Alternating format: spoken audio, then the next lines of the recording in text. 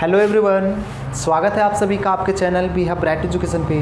तो चलिए आज हम लोग देखने वाले हैं जो ISO 7.2 का क्वेश्चन नंबर 5 से है ना 4 तक हम लोग कंप्लीट कर चुका है। अगर आप नहीं देखे हैं तो प्ले लिस्ट में जा करके देख सकते हैं, है ना। डिस्क्रिप्शन में भी लिंक दिया हुआ है। देखिए आज का जो सवाल है क्या कहता है, बोलता है कि वह अनुपात ज्ञात कीजिए जिसमें बिंदुओं ए जो दे रखा है 1,-5 और बी दे रखा है -4,5 को मिलाने वाला रेखाखंड एक्स अक्ष से विभाजित होता है और इस विभाजन बिंदु का निर्देशांक भी ज्ञात करना है। देखिए यहाँ पर क्या बोल रहा है कि एक्स अक्ष से विभाजित होता है, मतलब आपको पता है कि इस तरह का दो लाइन होता है, ये एक्स अक्ष का लाइन होता है और आपको ये भी मालूम है कि ये वाई अक्ष का लाइन है ना। तो एक्स अक्ष का बात कर रहा है, इसका मतलब है कि एक्स का मान कुछ ना कुछ दिया है, वाई का मान यहाँ पे क्या है 0 है। ऐसा क्वेश्चन हम लोग पहले भी कर चुके हैं। जब एक्स अक्ष और वाई अक्ष का बात करता है तो हम लोग पहले भी कर चुके हैं बात इसका कि जब भी एक्स अक्ष का बात करेगा तो एक्स तो रहेगा लेकिन वाई 0 रहेगा, और अगर वाई अक्ष का बात किया होता तो इसमें एक्स 0 हो जाता, वाई फिर रह जाता, है ना। ऐसा हम लोग पहले भी सीख चुके हैं। तो हमको बोल रहा है कि एक्स अक्ष से विभाजित होता है, मतलब ये जो लाइन है इस लाइन में विभाजित होता है, तो विभाजित होगा तो उसका कोई ना कोई अनुपात होगा, उसी अनुपात को हमसे पूछा गया है ना। तो चलिए हम लोग इसका अनुपात निकालेंगे और उसके बाद बोलता है कि इस विभाजन बिंदु का निर्देशांक भी ज्ञात कीजिए। तो इसका निर्देशांक भी निकालना है, जो विभाजित होगा जिस अनुपात में उसका निर्देशांक भी निकालना है। तो चलिए हम लोग इसको बनाते हैं। देखिए सबसे पहले आप समझिए, यहाँ एक्स अक्ष का बात करें तो पहले आपको मान लेना चाहिए, है ना। मानेंगे, माना एक्स अक्ष, मतलब ये जो एक्स अक्ष है, एक्स अक्ष पर बिंदु रहा होगा कहीं ना कहीं, है ना। बिंदु मान लीजिए P मान लेते हैं हम, ठीक है। एक्स अक्ष पर बिंदु P, अब चूंकि एक्स अक्ष पर बात कर रहा है तो एक्स तो रहेगा लेकिन वाई क्या हो जाएगा 0 हो जाएगा। हम लोग क्या किए कि मान लिए एक्स अक्ष पर बिंदु P x, 0। अब ऐसा क्यों किया आपको पता है, एक्स अक्ष बोला है इसलिए एक्स रह गया, वाई 0 हो गया। लेकिन अगर सवाल चेंज कर दे, वाई अक्ष बोल देता तो वाई मतलब एक्स 0 हो जाता, फिर वाई रह जाता, है ना। तो ये हम लोग बिंदु कर दिए। अब यहाँ ध्यान दीजिए, जब ये बिंदु है तो कोई भी जो बिंदु होता है वो अपने आप में एक्स और वाई होता है, मतलब कोई भी निर्देशांक, है ना, निर्देशांक हमेशा जो है सो एक्स और वाई से मिलकर के बनता है ना। एक्स अक्ष पर कुछ ना कुछ दिया रहता है और वाई इसी से मिलकर के निर्देशांक कहलाता है ये। तो हम लोग क्या करेंगे, अभी इसको हम लोग निर्देशांक के रूप में यूज करेंगे। भले अभी इसका हम लोग को निकालना है लेकिन हम लोग इसको एक्स और वाई बोलेंगे, है ना। अब क्या है कि मेरा बिंदुओं दिया हुआ है, तो यहाँ पर बिंदुओं दिया हुआ है तो बिंदुओं को लिख लेते हैं। मेरा बिंदुओं दे रखा है a बराबर 1, -5 एंड यहाँ b दे रखा है -4,5 दे रखा है ना। अब आपको पता है कि बिंदुओं है तो इसका x1 y1 इसको बोल सकते हैं और ये x2 y2 बोल सकते हैं। अब विभाजित होने का बात कर रहा है तो विभाजन सूत्र लगाएंगे, और वैसे भी 7.2 पढ़े तो इसमें क्या पढ़ना है, विभाजन सूत्र का ही प्रयोग करना है ना। विभाजन सूत्र से, विभाजन सूत्र से हम लोग क्या सीखे हैं, एक्स और वाई का मान निकालने के लिए हम लोग सीखे हैं, है ना, कि एक्स का वैल्यू कैसे निकाला जाता है, वाई का वैल्यू कैसे निकाला जाता है। लेकिन यहाँ पे थोड़ा सा समझना होगा आपको। मेरा यहाँ पे जैसो एक्स का, अगर ये एक्स है मतलब एक्स का मान कुछ भी नहीं दिया हुआ है, वाई का मान दिया हुआ है, तो इसका मतलब है कि हमको पहले वाई निकालना होगा। पहले क्या निकालना होगा, वाई निकालना होगा, क्योंकि यहाँ पे अनुपात हम जब निकाल रहे हैं तो अगर हमको अनुपात भी नहीं पता है और फिर निर्देशांक भी नहीं पता रहेगा तो फिर सवाल नहीं बनेगा ना। एक ही चीज़ में दो चीज़ गैप नहीं हो सकता है। जैसे हम लोग पता है कि x बराबर होता है m1 x2 plus m2 x1 और बटा में m1 प्लस m2 होता है। अब सोचिए यहाँ x का भी वैल्यू पता नहीं है और m1 m2 का भी वैल्यू नहीं पता है, तो अगर x का वैल्यू निकालेंगे, x का मान निकालेंगे तो सवाल नहीं बनेगा, है ना। तो इसीलिए हम लोग क्या कर रहे हैं, यहाँ पे y का निकाल रहे हैं ना, y का निकाल रहे हैं, क्योंकि y का वैल्यू यहाँ पे दिया हुआ है, y का मान अभी 0 है ना। तो 0 यहाँ पर लेकर के बनाएंगे तो m1 m2 आ जाएगा मेरा, है ना। अब जब ये निकल जाएगा उसके बाद फिर हम लोग निकाल देंगे वापस से x, है ना। अब यहाँ थोड़ा सा आपको समझना होगा, सवाल x अक्ष पे बोल रखा है इसलिए हम लोग y का 0 किए, इसलिए हम लोग पहले जिसका 0 रहेगा उसको हम लोग पहले निकालेंगे। अगर y अक्ष का बोला रहता तो x 0 होता और उस कंडीशन में हम लोग पहले x निकालते। मतलब कहने का मतलब मेरा ये निकल रहा है कि जिसका मान मेरा यहाँ पे अभी 0 है उसी को हम लोग पहले निकालेंगे, है ना। तो चलिए y का निकाल रहे हैं। y का फार्मूला आपको पता है m1 y2 plus m2 y1, है ना। m1 प्लस m2 हो जाएगा। y का मान अभी हम लोग यहाँ से क्या यूज करेंगे, 0, है ना। और m1 तो पता ही नहीं है, इंटू y2 आपको पता है 5, प्लस m2 का बात करें तो m2 भी नहीं पता और y1 क्या है -5 है, बटा में m1 प्लस m2 है ना, इसके नीचे 1 छिपा रहता है। चलिए आगे बढ़ते हैं हम लोग।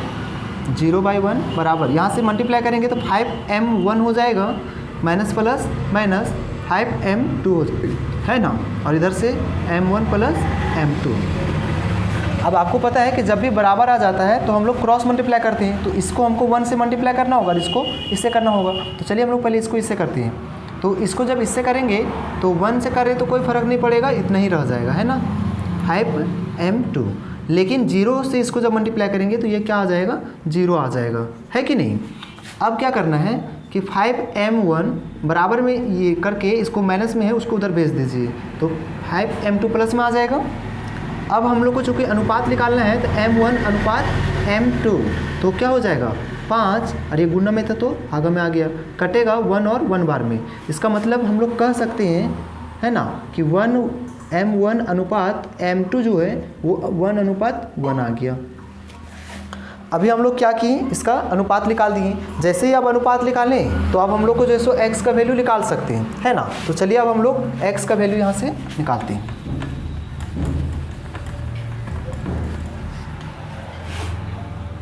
लिखेंगे अब चूँकि हमको बोल रखा था विभाजित होता है, तो विभाजित होता है तो ये तो समझ में आ गया कि 1 अनुपात 1 में विभाजित होता है, ये तो पता चल गया। लेकिन आगे बोल रखा था कि विभाजन बिंदु का निर्देशांक भी लिखा लिए, मतलब जिस बिंदु पे विभाजित हो रहा है उसका निर्देशांक भी बताने बोला है। तो इसके लिए हमको x निकालना होगा। तो x निकालने के लिए आपको फार्मूला पता है m1x2 प्लस m2x1 बटा में m1 प्लस m2, यही ना होता है। x का वैल्यू अभी नहीं पता है क्योंकि इसी को तो निकालना है। m1 मालूम चल गया है ना, m1 कितना है 1 और m2 भी 1 है, तो m1 1 है। x2 का आप देख सकते हैं x2 क्या है -4 है ना, प्लस m2 का मान 1 है और फिर x1 का मान 1 है यहाँ भी है ना, बटा में 1 प्लस 1 क्योंकि m1 और m2 क्या था 1 और 1 आया था है ना। तो यहाँ से आ जाएगा -4 प्लस 1 बटा में 2 आ जाएगा। यहाँ घटाते हैं तो -3 बचता है क्योंकि आपको पता है माइनस प्लस माइनस बड़ा का चिन्ह माइनस है तो माइनस देंगे, ये आपका आ गया -3/2। तो यहाँ से मेरा x निकल गया। अब चूँकि जो हम लोग माने थे है ना उसको यहाँ पे लिख देंगे, तो जो माना गया था इसको लिखेंगे अतः x अक्ष पर बिंदु P जो है क्या माना गया था x, 0, तो x का वैल्यू निकल गया -3/2, y का तो 0 है ही है ना, तो यही आपका क्या हो जाएगा आंसर हो जाएगा।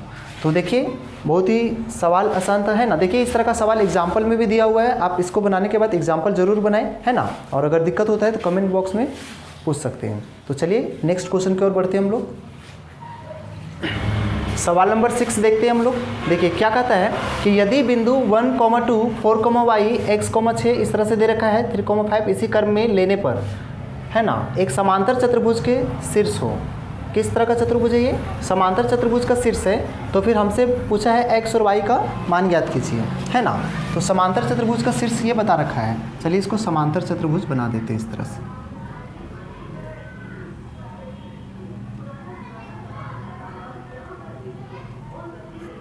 चलिए ये इस तरह से समझ लेते हैं कि समांतर चतुर्भुज है ना, और बोल रखा था इसी क्रम में लेने पर, ये क्रम में लेने बोला 1, 2 फिर से 4, y, x, 6 और 3, 5 इस तरह से ले लिए। और लेने के बाद हमको बोला है कि x और y का मान ज्ञात कीजिए है ना।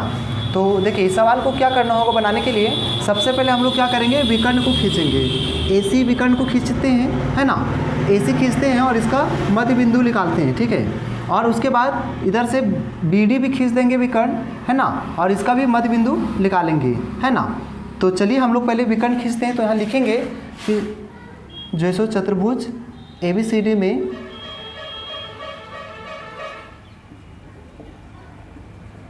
समांतर चतुर्भुज ABCD में विकर्ण AC तथा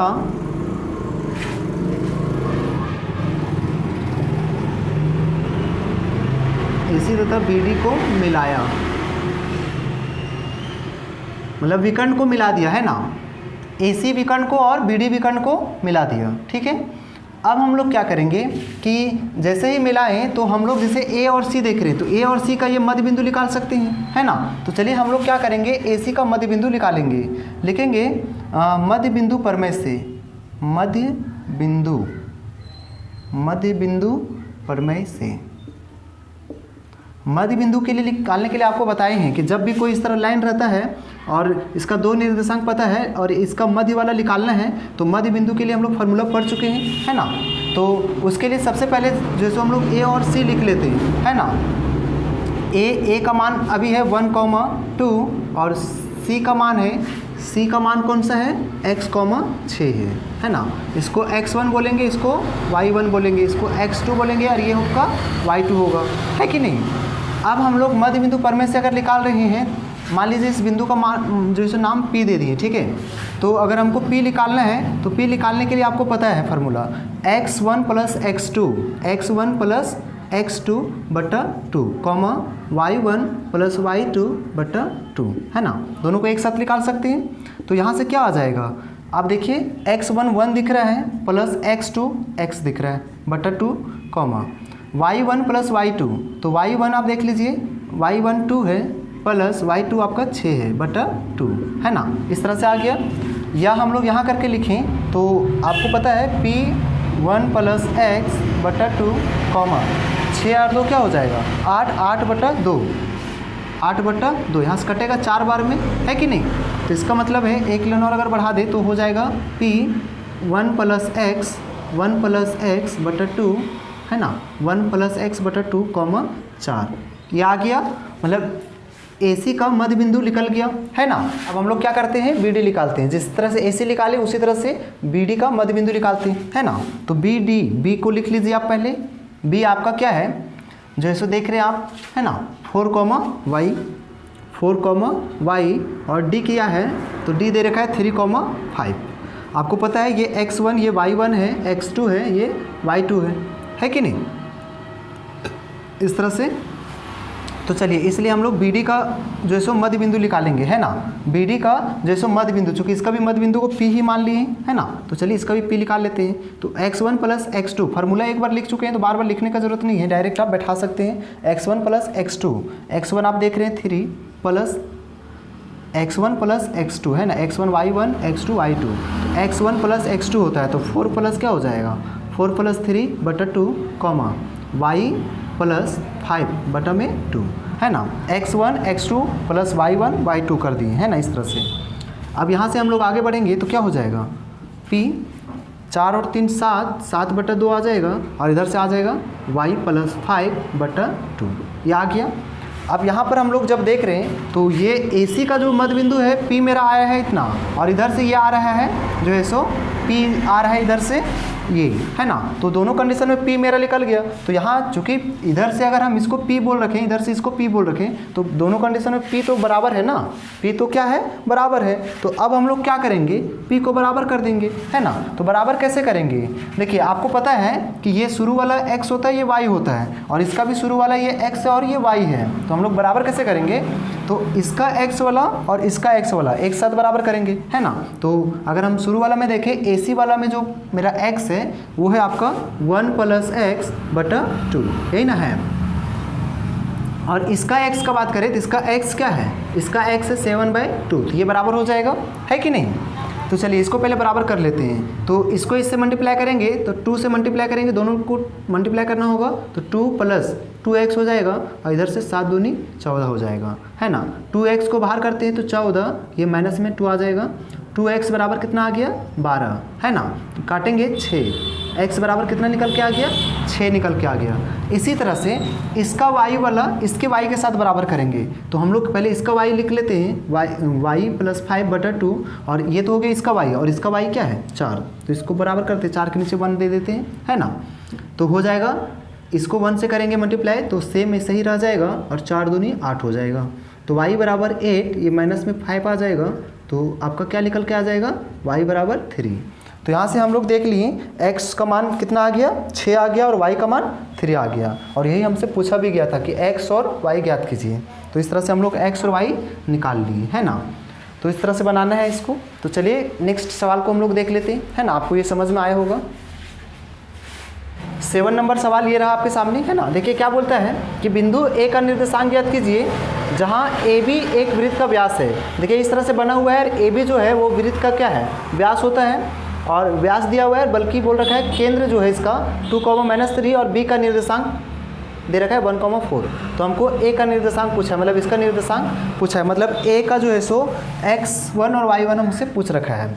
देखिए ध्यान दीजिए, जब ये वृत्त है और ये केंद्र है तो सिंपल सा बात है कि केंद्र तो वृत्त के बीच में ही होता है, सेंटर में होता है। इसका मतलब है कि ये मध्य बिंदु पर में से हम लोग इसको निकाल सकते हैं। ये लाइन जो है, चूँकि ये केंद्र पूरा बीच में है ना, तो मध्य बिंदु पर में हम लोग लगाएंगे। आपको पता है कि मध्य बिंदु पर में x जब निकालना रहता है तो क्या होता है, x1 + x2/2, और जब y निकालना रहता है तो y1 + y2/2, है ना। तो इस फार्मूला का हम लोग यूज़ करके इसमें निकालेंगे। तो चलिए पहले जो दिया है उसको लिख लेते हैं। तो यहाँ पर केंद्र मेरा दे रखा है, केंद्र बिंदु दे रखा है ना, केंद्र बिंदु दे रखा है जो है सो 2, -3 है ना, 2, -3 दे रखा है। आपको पता है कि ये x और y होता है, जो बिंदु होता है केंद्र वाला उसको x और y बोल देते हैं, है ना। साथ ही यहाँ पर a जो है सो नहीं पता है, a ही को तो निकालने बोला है ना, और जो है सो b पता है आपको 1, 4 ये पता है। हम लोग जानते हैं कि अगर a दिया रहता तो हम लोग इसको x1 y1 बोलते, है ना, जो कि अभी नहीं दिया हुआ है, तो इसी को रहने देते हैं, x1 y1 रहने देते हैं, क्योंकि ये नहीं पता है, इसी को निकालना है। और इस ये हो गया x2 y2 हो गया, है ना। तो यहाँ से हम लोग क्या करेंगे, x का वैल्यू पहले निकालेंगे। तो लिखना पड़ेगा मध्य बिंदु पर में से। देखिए ये काफ़ी इंपॉर्टेंट सवाल है ना, मध्य बिंदु पर में से कई बार एग्जाम में भी पूछा गया है। चलिए अब हम लोग x का वैल्यू यहाँ से निकालते थे। x का मान निकालने के लिए आपको फार्मूला पता है, x1 + x2/2, है ना।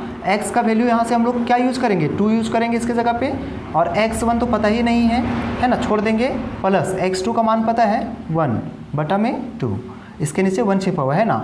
x1 + 1 को 1 से मल्टीप्लाई करेंगे तो x1 + 1 ही होगा, क्योंकि बराबर मतलब क्रॉस मल्टीप्लाई होता है, इससे इसको मल्टीप्लाई करना है, इसको इससे करना है। तो इसको जब इसे किए तो इतना ही रह गया, और 2 से इसको करेंगे तो 4 आ जाएगा। तो x1 बराबर क्या हो जाएगा 4, ये +1 है तो इधर आ जाएगा -1। x1 बराबर कितना निकल के आ गया, 3 निकल के आ गया। इसी तरह से y निकाल देते हैं, है ना। लिखेंगे पुनः y बराबर क्या होता है, y1 + y2 क्या होता है 2। तो y का वैल्यू आप देख लीजिए, y का वैल्यू क्या दे रखा है इस बार, -3 दे रखा है, इसके नीचे 1 मान लेते हैं ना।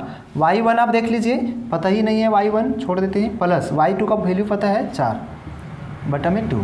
अब y1 + 4 को 1 से करेंगे तो इतना ही रह जाएगा, और इसको जब करेंगे तो -6 आ जाएगा।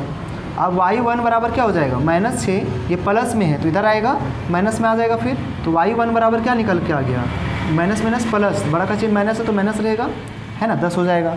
तो यहाँ से हम लोग देख लिए कि x1 3 आ गया और y1 -10 आ गया, मतलब x1 3 और y1 -10। तो a का निर्देशांक बोला था तो निकाल दिए हम लोग a का निर्देशांक, है ना। तो लिख देंगे अतः बिंदु a का निर्देशांक, डायरेक्ट लिख दीजिए, अतः a का निर्देशांक,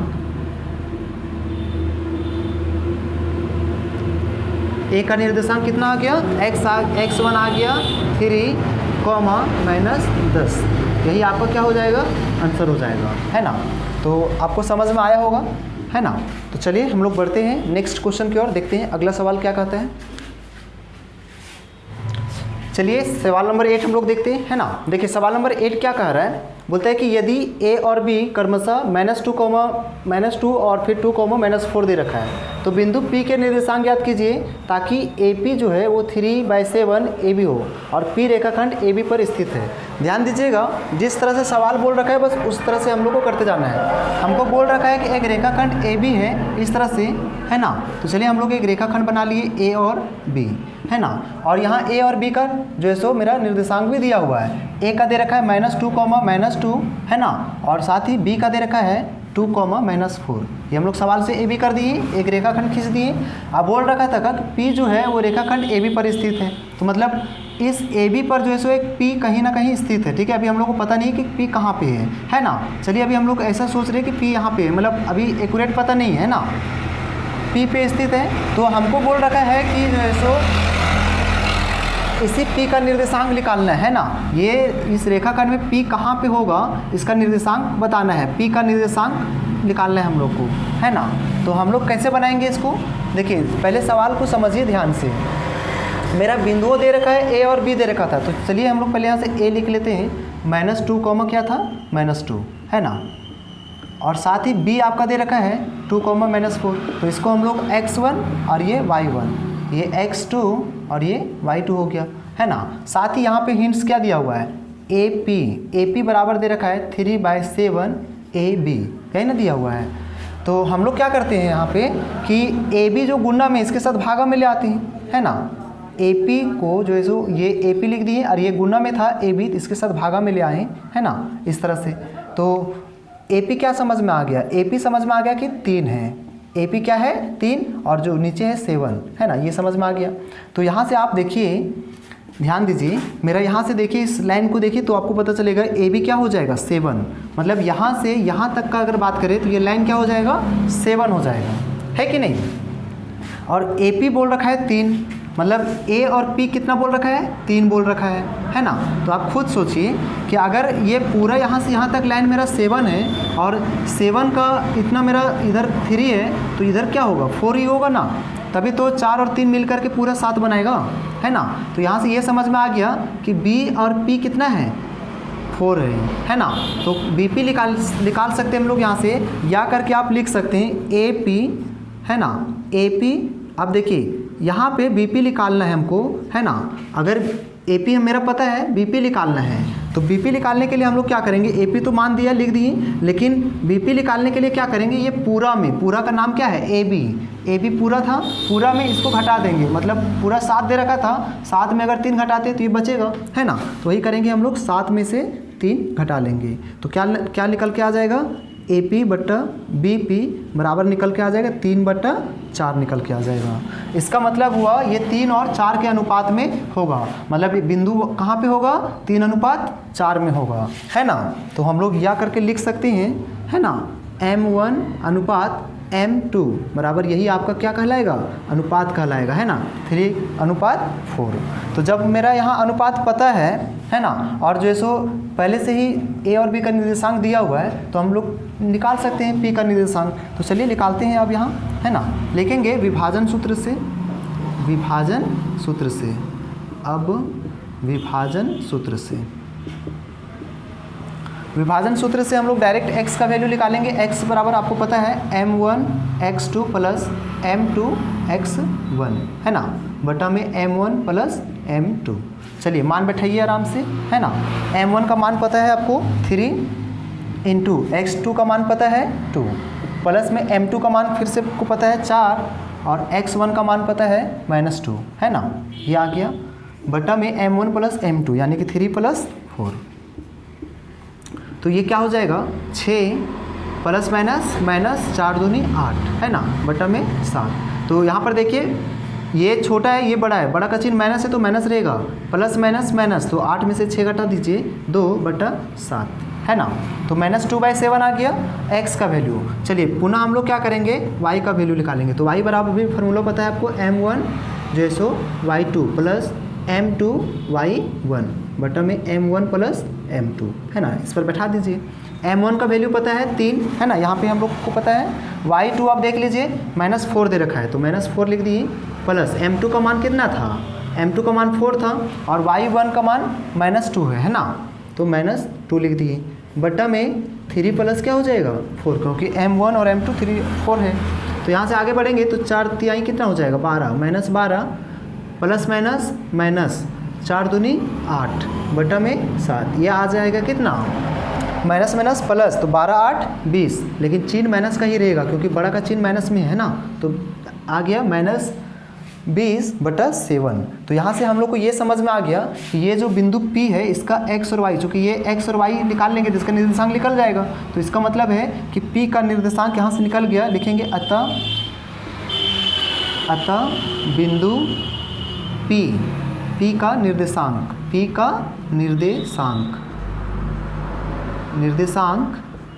x, y बराबर क्या आ गया, P का निर्देशांक x, y। तो x आपका देखिए आ गया, x आपका -2, -2/7 है ना, और साथ ही y आपका आ गया -20/7 है ना, -20/7। तो इस तरह से ये मेरा क्या हो जाएगा, इस तरह से आपको ये समझ में आया होगा है ना। तो चलिए हम लोग मिलते हैं एक और बेहतरीन वीडियो में है ना। अगर आपको वीडियो अच्छा लगा, समझ में आ रहा है, तो आप चैनल को लाइक और सब्सक्राइब ज़रूर करें है ना। आप लाइक करना भूल जाते हैं, और अधिक से अधिक अपना दोस्तों में शेयर करें है ना, ताकि हम लगातार इसी तरह का वीडियो लाते रहें। थैंक यू सभी को यहाँ तक देखने के लिए।